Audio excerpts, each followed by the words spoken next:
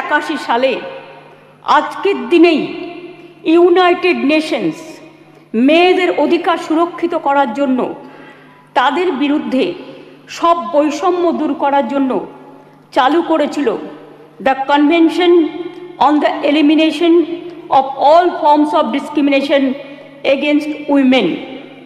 সংগঠিত হয়েছিল ইউএনের আন্তর্জাতিক নারী বৈষম্য বিরোধী কমিটি, এবং সেই দিনটা আজকের দিনের সাথে মিলে যাওয়াতে আমি ইউনাইটেড নেশনসকে অভিনন্দন জানাচ্ছি।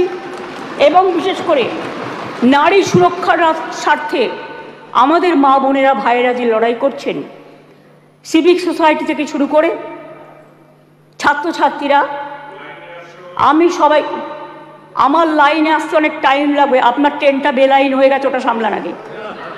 আমি আপনাদের বলি, আমি সবাইকে অভিনন্দন জানাচ্ছি, আমি অভিনন্দন জানাচ্ছি। এটা অভিনন্দন নয়, আমার সমবেদনা পরিবারকে জানাচ্ছি, নির্যাতিত পরিবারকে। তার নাম তো নিতে পারি না, যে মেয়েটি নির্যাতিত হয়েছে তার জন্য আমি শোক জ্ঞাপন করছি। সাথে সাথে সারা ভারতবর্ষে যারা ধর্ষিতা হয়েছেন, যারা নির্যাতিত হয়েছেন, তাদের সকলের বিরুদ্ধে যে অত্যাচার হয়েছে, সেই অত্যাচারের করুণ কাহিনী আপনাদের একটি কথাতেও আমি শুনলাম না। তাদের সকলের ব্যাপারেও এই সভা শোক জ্ঞাপন করছে, এটা আমি আবেদন করব এবং তাদের পরিবারবর্গকে সমবেদনা জানাচ্ছি।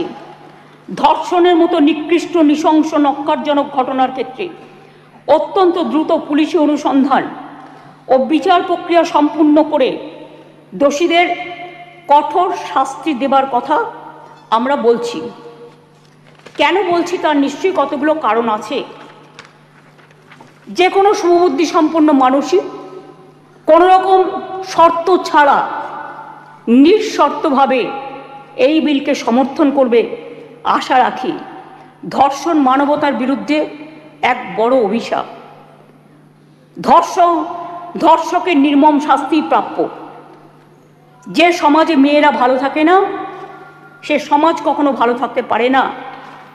আমি বিদ্রোহী কবি নজরুলের ভাষায় বলি, বিশ্বে যা কিছু মহান সৃষ্টি চিরকল্যাণকর, অর্ধেক তার করিয়াছে নারী, অর্ধেক তার নর। মনে রাখবেন, আমার নিজেরও মনে রাখবেন, আমি মনে করি পারিবারিক কাউকে আমি একজনকে হারিয়েছি। যখনই এ ধরনের ঘটনা ঘটে, আমার কলম দিয়ে লেখনী বেরোয়। দেখবেন একটি আমার কবিতার বই আছে, তার হেডিংটা আছে সে নেই। দিল্লিতে যখন অভয়াকাণ্ড হয়েছিল, তার নামেই আমি ওই বইটি অর্পণ করেছিলাম। যতদিন এই তদন্তভার কলকাতা পুলিশের হাতে ছিল, মেয়েটি মারা গেছে 9 তারিখে, 9 আগস্ট। আমি সেদিন ঝাড়গ্রামে ছিলাম। তার ডেড বডি দাহ হয়েছিল রাত্রি 2:02 এরকম টেন্টেটিভলি নাগাদ, অর্থাৎ 3 তারিখ, এই 10 তারিখ। 12 তারিখে আমি নির্যাতিতার বাড়িতে গিয়েছিলাম। ইভেন যেদিন মারা যায় সেদিনও আমি ফোনে তার সাথে, তার বাবা মার সাথে কথা বলেছিলাম। আমাকে সিপি স্পটে ছিল, ধরিয়ে দিয়েছিলেন। আমি যখন গিয়েছিলাম নির্যাতিতর বাড়ি, তার আগে যিনি তদন্ত করছিলেন সেই অফিসারকে টোটাল অডিও, ভিডিও, সিসিটিভির ফুটেজ সব কিছু দিয়ে তার বাবা মার কাছে পাঠানো হয়েছিল, যাতে তারা সবটা জানতে পারেন, বাইরে প্রচার না করে। আমি যখন তার পরিবারের সাথে কথা বলি, তাদের আমি পরিষ্কার বলে এসেছিলাম, আজকে মঙ্গলবার, এই আজকে সোমবার, সম্ভবত আমি সোমবারই গিয়েছিলাম, সোমবার, যে যদি আমরা টোটাল তদন্ত করে সবাইকে অ্যারেস্ট করতে না পারি, যারাই যুক্ত, তাহলে আমি নিজে সোমবার, আগামী সোমবার, রবিবার পর্যন্ত দেখে আমি সিবিআইয়ের হাতে কেস তুলে দেবো। আমি নিজে গিয়ে বলে এসেছিলাম। তারা বলেছিলেন ঠিক আছে। আপনারা মনে রাখবেন, দ্রুত দোষীদের খুঁজে বার করার জন্য পুলিশ 12 ঘন্টা টাইম নিয়েছিল, যে মেন অ্যাকিউজটাকে অ্যারেস্ট করবার জন্য, এবং 164 জনের একটা সাইবার ক্রাইম টিম তৈরি করা হয়েছিল সমস্তটা খতিয়ে দেখার জন্য।